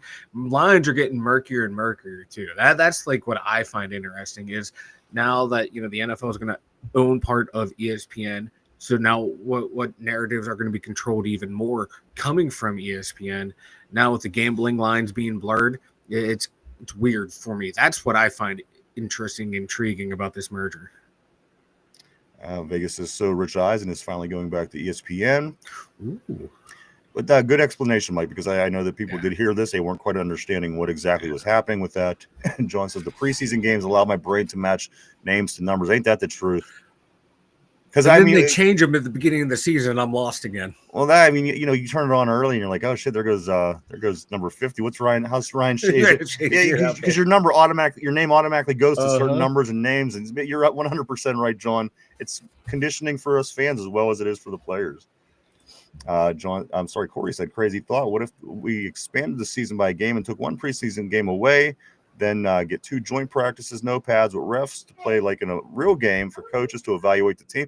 I think ultimately, Mike, that's what they want to do. I know they do want to expand the game by one season, and if they do that, they would take away a preseason game. So that's certainly been in the talks before. Whether they do that or not, maybe in the future, I'm not sure. But I think they're saying if we're going to play, we're going to be out there hitting one another. Let's make it worth it and make it regular season, at least the players. But I know the players, Mike, they are not for entirely continuing to add games onto the season. It's their bodies, you got to. It's their bodies, and they're going to probably ask for a lot of concessions in the CBA if they're going to. Yeah. Like no more drug testing, like no more weed testing. I think that should go away, kind of like they did in the NBA. Just let that shit go. Everyone's smoking weed. Yeah. Let them do it. Let them recover their bodies how they need to, and let them have the weed. Increase the salary cap some, increase like the percentage of revenue, and increase the roster size for these teams. And I think the players will agree to an 18-game schedule. Yeah. Mike, I don't know. I don't recall. There was a message way back here. Okay, I know that I don't know why I didn't get this, but I'm going to go back because there are a couple messages, and I certainly didn't skip them on purpose. Corey says, "Speaking of drugs, have you guys had eaten edibles?" Of course, I ate a Oh, half hell a yeah. gummy called Jet Fuel 3 weeks ago, and had to call in sick the next day because I was still bugging. A half a day later, That's some good stuff right there, bud. and Tortilla follows it up by saying that Corey, I got to stay away from the edibles. I like the wax pens. They does the trick, and no one could smell anything. Yeah. Let me catch up here. Yeah, no, it's absolutely, man. The edible. I got to be honest with you. The edibles kind of nauseate me. I kind of get nauseated with the edibles, and I don't know what it is. I would rather smoke. It's just I don't know what it is. If I eat, because a lot of times it comes as something different. It's a sweet. It's a candy. It's a chocolate. I don't know. For some reason, my stomach doesn't handle that well. So I would just rather do it the old fashioned way. But yeah, certainly had edibles. No kidding. I like the edibles, especially the gummies. Anymore, like the flour burns my lungs ever since I quit smoking cigarettes. The vape pens give me a little hypertension, but the gummies, man, I pop one of those, mix a little drink, and just sit there and vibe, baby. And another thing, what you were saying about this with the weed, Mike, and I mean, come on, it's legal in a lot of places.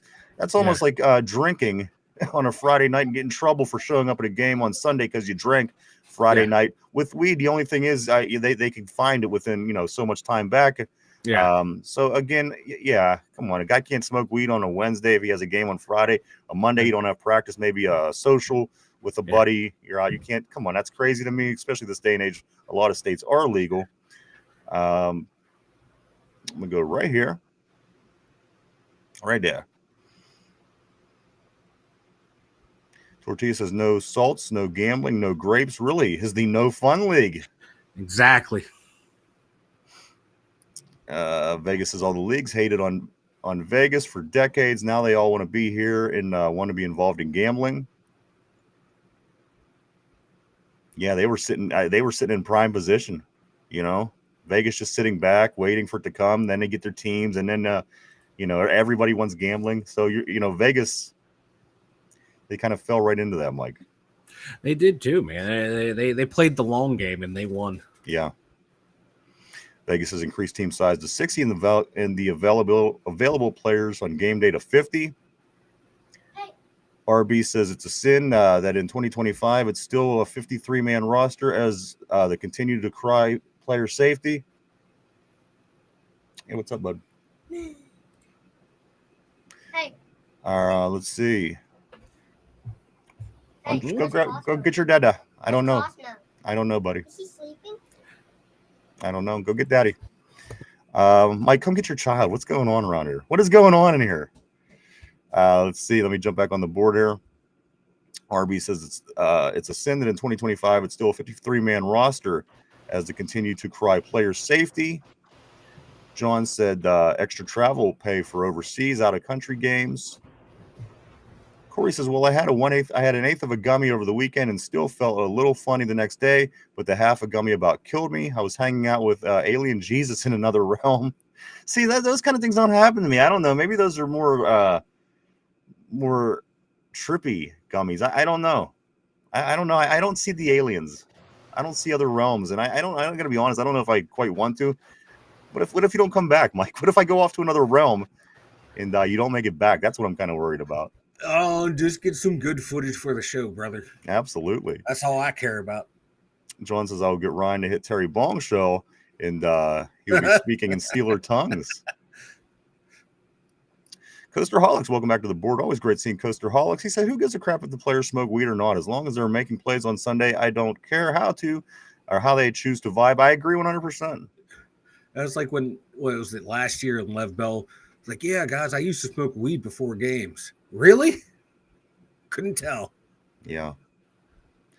Vegas says 48 on game day, so 55 would be better, not just 50. And he follows it up by saying 2 preseason games, 18 regular season games with 2 bye weeks will be coming in 2031 when the CBA expires. Sorry, and Jen says it's all about the money. Ooh, yeah. So there you go, Mike. Grapes, edibles, injuries, With the Steelers playing 3 days, so anyway you slice it, we'll take it. Mike, let me just dive into a couple things here, and then we are going to start getting ready to wrap it up for the day. Hit the trivia question of the day. It's about Pittsburgh Steelers, Mike. But let me get through this real quick. The Giants finally figured out a way to beat the Pirates yesterday. The Giants increased to 57-57 with an 8-1 win over the Buccos. The Buccos dropped 49-65.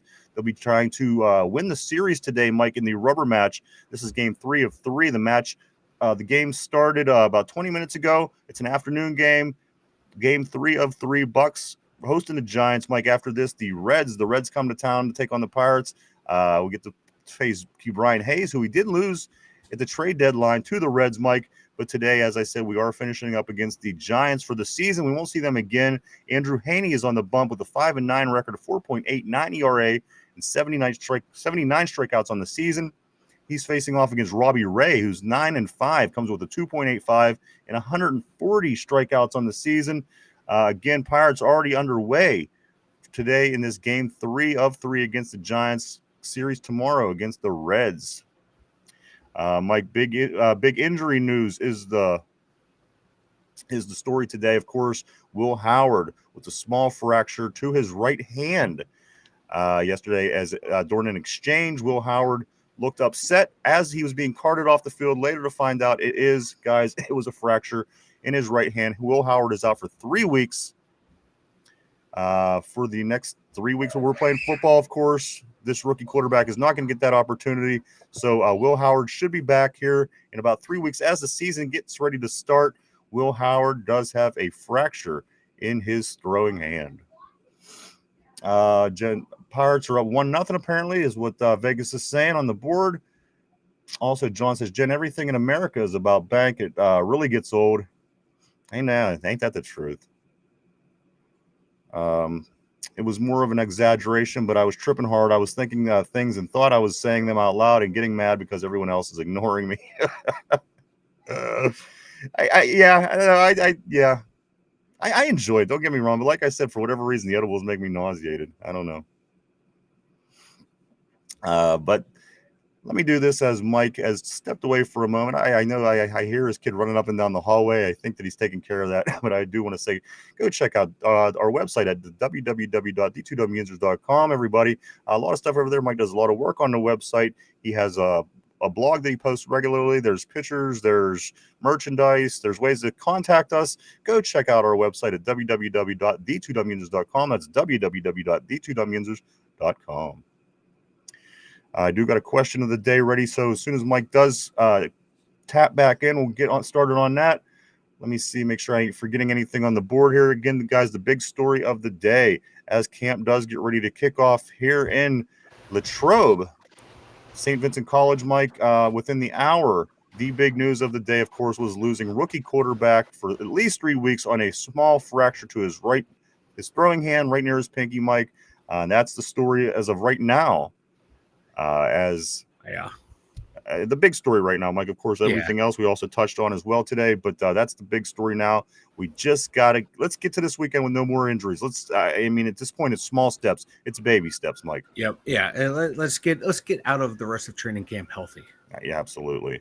Mike, let's jump on the trivia question. Put on your thinking caps. Everybody at home, everybody on the board. Here we go. Trivia question of the day. Which former Super 70s Steeler went on to coach the Kansas City Chiefs offensive line and decided to come back to play with the Kansas City Chiefs?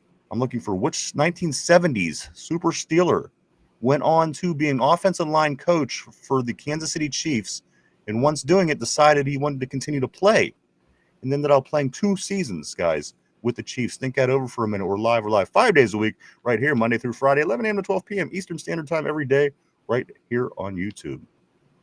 Again, guys, this is a Super Steeler. It's nobody that you're not going to not remember. If you like the Steelers and heard any stories about the 70s teams, if you're younger, this player will certainly be somebody that you know. Mike, which Super Steeler went on to be the offensive line coach for the Kansas City Chiefs before changing his mind and playing 2 seasons for the Kansas City Chiefs before he retired?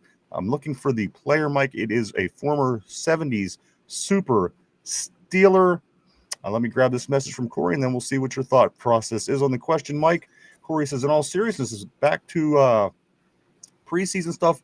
Why don't they bring in refs to simulate game speed and NFL rules, like holding and false starts, stuff that hurts us every day? I think to a capacity they do have referees, yeah. Yeah, they do. They did at least for a few years anyway. I think they're still they did doing last year, and normally they do, yeah. Corey said those are the things we need to get ahead of. They kill us every season. Guys, back to the question of the day. This former Super Steeler, the 70s Super Steeler, went on to coach the Kansas City Chiefs offensive line, then decided they wanted to come back and ended up finishing his career playing with the Chiefs for 2 seasons. Mike, any guesses on who this might be? The only offensive lineman I know off the top of my head from that era is Webby. Okay. And I don't think he ever came back and played for them. But fuck it. I'm going with Mike Webster because he's the only one I know. All right. Is that your final answer? Yeah. All right. Let me lock you in place, Mike. I'm going to get you locked in. It was Larry Brown? Fuck it. I'm going Mike Webster. You want to do Mike Webster? I'm doing Mike Webster. All right. I'm locking you in, Mike. You were locked in on Mike Webster. Anybody else has any guesses on that? I'm looking for which 1970s Super Steeler went on to be the offensive line coach for the Kansas City Chiefs before changing his mind and playing 2 seasons before retiring with the Kansas City Chiefs. Mike's saying Mike Webster on the board. Tortilla saying, I'm just going to say Mean Joe Green because he's big and played in the 70s. I don't know any offensive linemen from the 70s. Fair enough. Give it another moment, Mike, to let anybody else jump in with a guess. If they have, throw it up on the board. We will see how we do. Again, which former 70s Super Steeler went on to be the offensive line coach for the Kansas City Chiefs, then changed their mind and played 2 seasons with the Chiefs before retiring? John says no clue. Guys, the answer is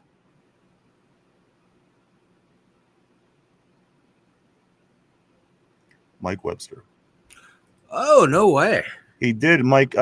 He played 15 years for the Steelers, went on to join Kansas City as an offensive line coach, decided to played for 2 seasons before retiring. The answer, in fact, is yes. Super Mike Webster, the man of steel. Wow. Kind of interesting. Wow. I knew he retired from Kansas City because he went to Kansas City after he left here. Yeah. I didn't know that he was doing the offensive coaching thing and all that. A very interesting story. Again, I was still pretty young when that was happening, Mike, but that is the answer of the day. Mike Webster did that. Damn. Yeah, he played 16 games and then played in 1990. He played in 7 games. I guess I should have known better at 1990, but I didn't. I didn't know this. Me either. Yeah, because I remember watching him play here, his last few years here. Vegas is, I think I remember seeing Mike Webster in Kansas City colors so long ago. And also Tortilla says, imagine being a coach and the players are so bad that you're just like, fuck it, I can still play. Get out of the way. Get out of the way. Let me stomp this ball. I think I got one more message coming in. Corey said there were linemen in the 70s. I just thought linebackers spent the whole game chasing the guy with the ball. It's the way some of the highlights would make us think as well. But good job, Mike. That was a good guess. Again, yeah. Like I said, he was like really the only one that I knew. Right. Did you get the children settled down, Mike? They were running up and down the hallway. Oh my God. I got a trank dart. I got to shoot them both with, brother. Now, hey, you got that taken care of. But Mike, anything before we do start getting ready to wrap things up for the day, sir?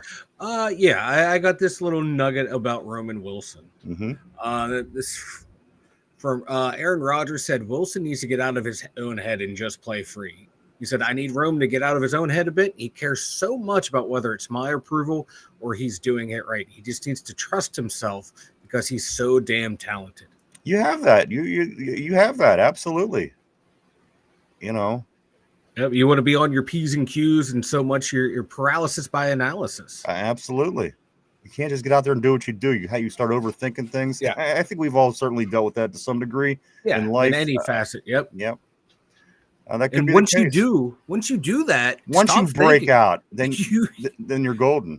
Whatever it is, like your job or your sport, everything everything clicks. It becomes so much easier. I couldn't agree more.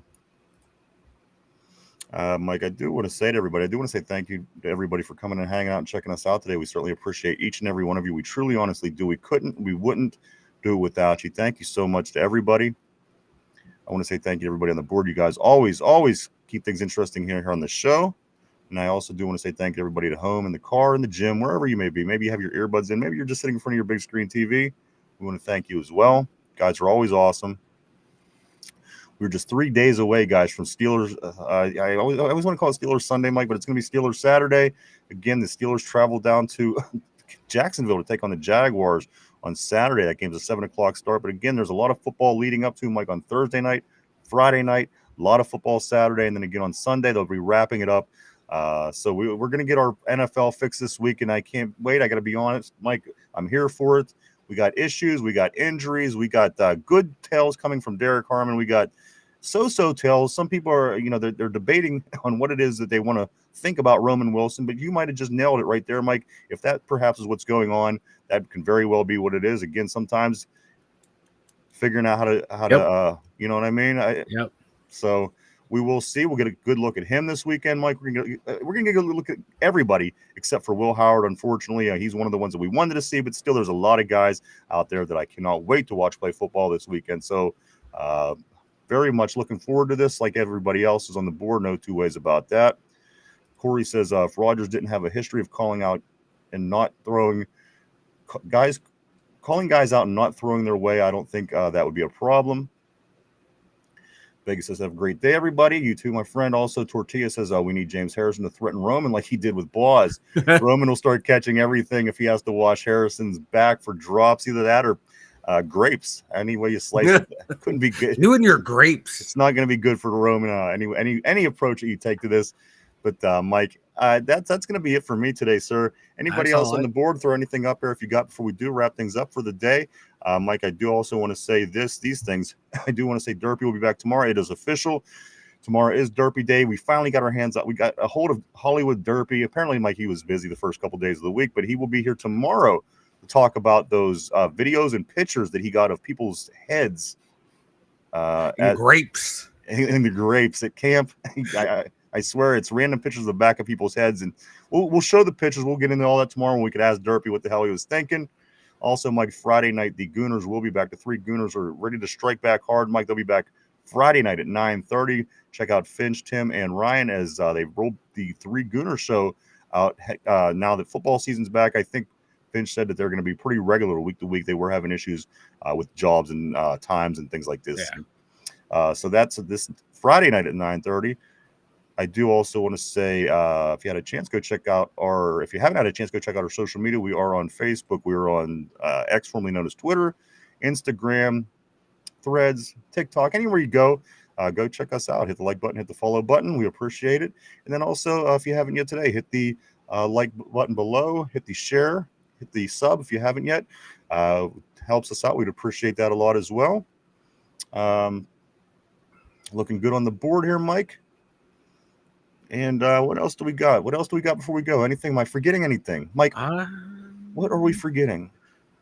Just how awesome my hair looks, brother. I do want to say your skullet is looking great, Mike. Hopefully that skullet does bring us the luck that we need this year for the Steelers and their football season. But I got to be honest. Here we go, Mike. We're all going to be rubbing your head. We're all going to be rubbing the top of that shiny skullet you got there for good luck. Line forms to the left, ladies first. Ryan and his grape ass last. So there you go, everybody. Again, thank you so much. We'll be back tomorrow at our regular time to do it all over again. Get ready to head into getting closer to the weekend. We're inching, guys. 3 days away. That's right, 3 days away. The Pittsburgh Steelers will be playing a football game in Jacksonville. We will be covering it all the way up until the weekend, Mike, getting you everything, every bit of scoop that comes out of camp, every injury, every good news, every bad news. Again, we'll be back tomorrow at our regular time to do all that and a lot more. Mike, speak now for hold your peace. All right, everybody, I want to say thank you so much once again. We'll be back tomorrow. Hope to see everybody then. For Mike in the Steelers Central Mobile Studio, myself, the two dumb Yinzers, have a great hump day, and we'll see you tomorrow.